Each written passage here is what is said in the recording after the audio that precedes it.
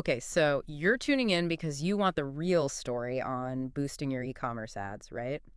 No fluff, just what actually moves the needle. Yeah, exactly. Less noise, more signal. Well, get ready. This deep dive is like your pit stop for profit. We're looking at five kind of outdated Google Ads mistakes that might be hitting the brakes on your growth. Mm-hmm. We've pulled these insights from Ads in the Fast Lane, powered by Axies Digital.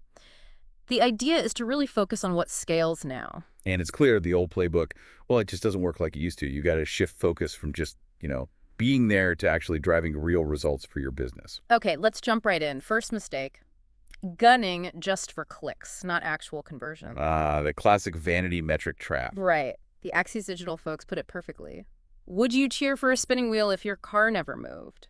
It's not just about traffic anymore. It's about those clicks turning into paying customers. Real traction. Absolutely. Yeah. That high click-through rate might feel good, but what really matters now is conversion value, optimizing for the actual revenue those clicks bring in. So you're tying your ad spend directly to the bottom line. Precisely.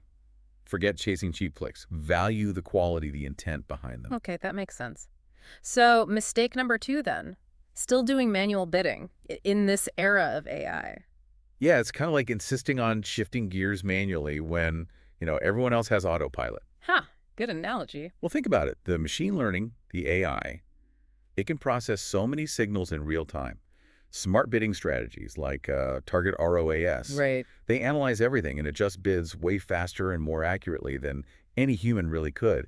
Axies Digital actually mentioned their clients often see like double the returns just by making that switch. Doubled returns. Wow, okay, that's huge. But is it always that simple? Are there hurdles? Well, yeah, a big one is often not having enough good historical conversion data for the AI to learn from initially. Or sometimes the conversion tracking itself isn't set up right. Ah, so you need to feed the machine good food, essentially. Exactly. Garbage in, garbage out still applies. Got it. All right, mistake number 3. Operating without first-party data. They called it driving blindfolded without a dash cam. That really paints a picture. It really does. It highlights how crucial it is to own your customer data, you know, your relationships. Especially now with third-party cookies going away. Precisely. Your CRM data becomes gold. Use that for customer match lists. It gives you such valuable insights for targeting, for remarketing. It's your direct line. So using what you already know about your customers to be smarter. Makes sense. Okay, number 4. Using really broad keywords. Oh, yeah.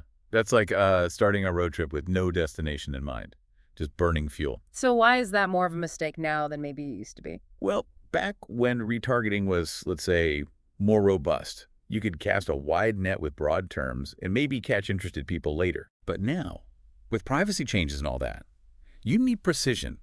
Focusing on intent-specific keywords means your ads hit people actively looking for what you sell, much less wasted spend. You're mapping real buyer intent. Right, drilling down into what people actually want. Okay, final one. Mistake number 5.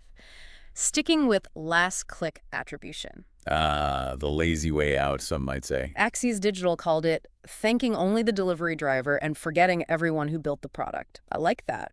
It's a good one because it captures the problem perfectly.